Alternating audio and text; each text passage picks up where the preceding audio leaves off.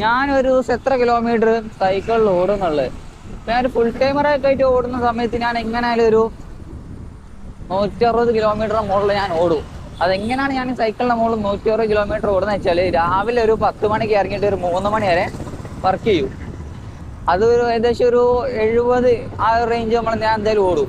എന്നിട്ട് അതിനുശേഷം എന്ത് ചെയ്യും, 3 മണി തൊട്ട് 6:30 വരെ പിന്നെയും സൈക്കിൾ ചാർജ് ചെയ്യും. സൈക്കിളും ഫോണും കാര്യങ്ങളും ചാർജ് ചെയ്യാൻ വെച്ചിട്ട് എന്നിട്ട് 6:30ക്ക് ശേഷമാണ് അടുത്ത ട്രിപ്പ് ഓടുക. അപ്പം എന്താ, എനിക്ക് 200 കിലോമീറ്റർ ഓടാൻ വേണ്ടി പറ്റും.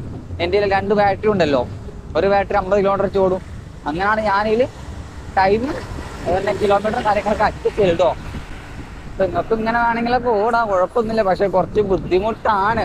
ബുദ്ധിമുട്ട് മീൻസ് എന്താ പറയുക, ചവിട്ടുന്ന ബുദ്ധിമുട്ടൊന്നുമില്ല. നമുക്ക് എപ്പോഴാണ് പഞ്ചർ കിട്ടാന്ന് പറയാൻ കഴിയില്ല. അങ്ങനെ ഒരു സീൻ മാത്രമേ ഉള്ളൂ. സൈക്കിളല്ലേ, ഏത് നിമിഷം വേണേൽ പഞ്ചർ ഇട്ടാൽ. ചിലപ്പോൾ നമ്മൾ ലോങ് ഓർഡറൊക്കെ പോകുന്ന സമയത്ത് ഈ പഞ്ചറും കാര്യങ്ങളൊക്കെ കിട്ടുക.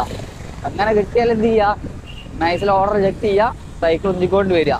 പമ്പ് ഉണ്ടെങ്കിൽ നമുക്ക് കാറ്റടിച്ച് വീട്ടിലെത്താം. പക്ഷെ നമുക്ക് വലിയ പഞ്ചറൊക്കെ ആണ് നല്ല രീതിയിൽ തന്നെ ലോക്കോ. ചെറിയ പഞ്ചറൊക്കെ ആണെങ്കിൽ നമുക്ക് കാറ്റടിച്ച് വീട്ടിലെത്താൻ പറ്റുള്ളൂ കേട്ടോ. അപ്പൊ അതൊന്ന് ശ്രദ്ധിക്കുക. ഇതിൽ ഫോഗ് വരുന്നുണ്ടല്ലോ, ആ ക്യാമറയിൽ ഫോഗ് വരുന്നുണ്ട് ലെൻസിൽ, എന്തോ സീന.